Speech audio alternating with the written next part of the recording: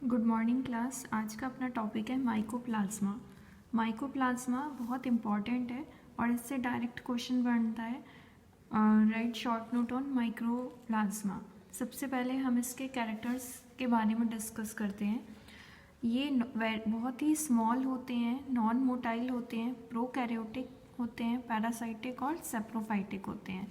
Parasitic means जब कोई organism, parasitic का मीन्स ये है जब कोई ऑर्गेनिज्म अपने होस्ट से फूड, अपने होस्ट के ऊपर रह के उससे न्यूट्रिशन लेता है, तो ऐसे ऑर्गेनिज्म को हम बोलते हैं पैरासाइट। ठीक है, तो माइकोप्लाज्मा पैरासाइटिक भी होते हैं, सेप्रोफाइटिक भी होते हैं, मतलब कि सड़ी गली चीज़ों पे ग्रो करते हैं।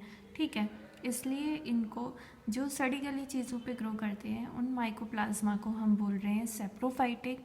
जो अपने होस्ट के ऊपर रहकर अपनी न्यूट्रिशन के लिए उस पर डिपेंड है उनको हम बोल रहे हैं पैरासाइटिक।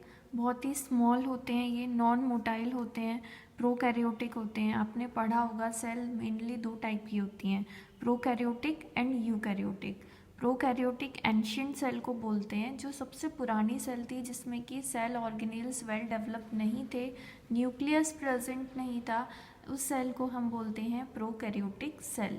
ठीक है, अब यहाँ पे हम बात करें माइकोप्लाज्मा की, इसमें सेल वॉल नहीं होती है। ठीक है, सेल वॉल की जगह यहाँ पे 3 लेयर वाली सेल मेम्ब्रेन प्रेजेंट होती है।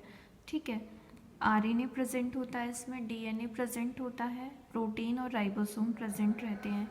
ये आसानी से बैक्टीरियल फिल्टर के थ्रू पास हो जाता है। इसके अंदर माइकोप्लाज्मा के अंदर 4% डीएनए होता है और उसका डबल 8% आरएनए होता है। ठीक है, ये पॉलीमॉर्फिक होती है, यानी कि कई morphic means morphology, poly means 4 से ज़्यादा। ठीक है, तो इसके कई सारे स्ट्रक्चर्स होते हैं, सर्कुलर हो गया, लॉन्गेटेड हो गया, रॉड शेप हो गया, तो ये पूरे कैरेक्टर्स हैं।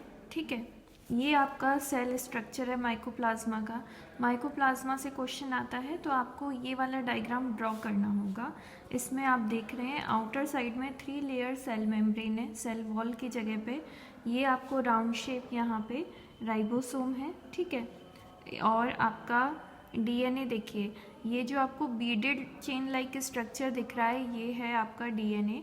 ठीक है, प्रोटीन ये स्मॉल सर्कुलर स्ट्रक्चर जो है ये प्रोटीन है, और यहाँ पे इलोंगेटेड स्ट्रक्चर जो आपको दिख रहा है ये क्या है, आरएनए।